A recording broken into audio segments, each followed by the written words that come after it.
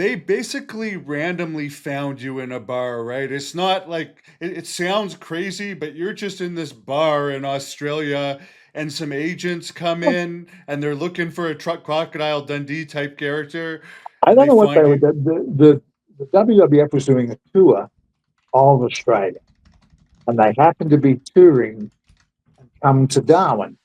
I was working on a cattle station, just doing some simple jackaroo stuff, and the pub happened to be the Humpty Doo pub, and it was a wild place, had concrete floors, and we drank with a 1,800 pound Brahma bull called Norm, and they came in one Saturday morning to see what an authentic bush pub was like. And I remember it was Arnold Skolin, uh, Greg the Hammer Valentine, not Junkyard, yeah, it was Junkyard Dog, um, and one or two others.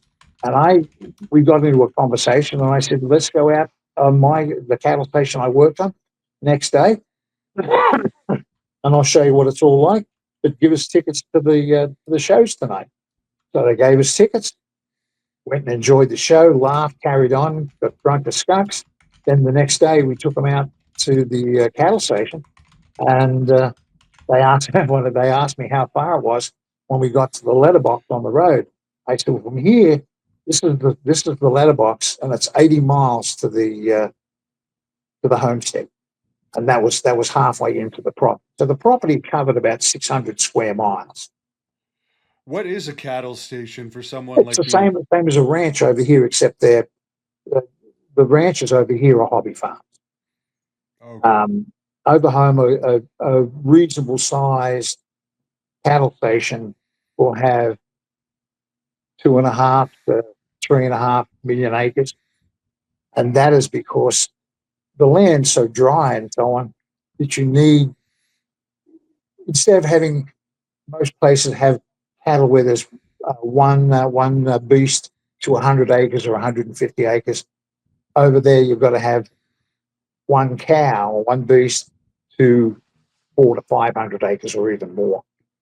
Wow.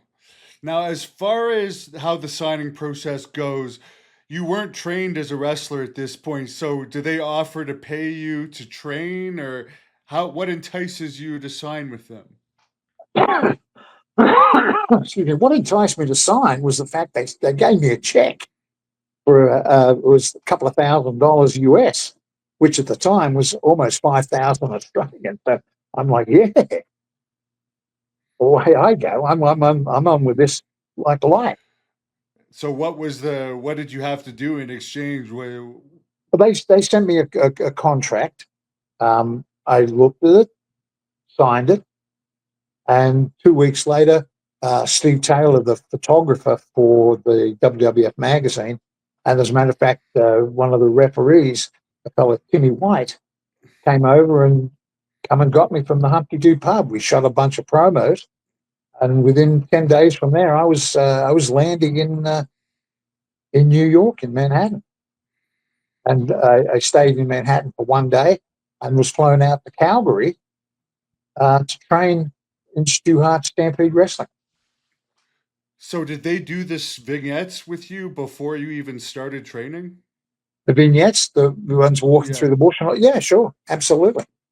Wow. So, you haven't even had a match and they're filming this stuff for your debut.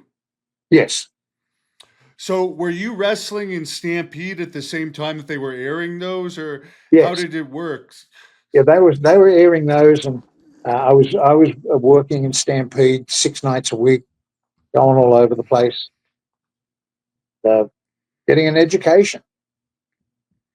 And at what point did they transfer you to a full time WWE star? And how many matches did you had when you Oh, became a WWE? I probably had easily 60 or 100 matches, Okay. and What was I the remember hardest part about training? say again. What was the hardest part about training? To me at the time, not a, it wasn't terribly hard.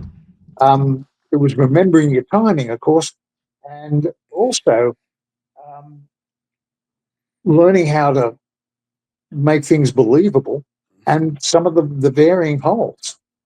You know, Les Thornton was the man of 1,000 holes and could put them on.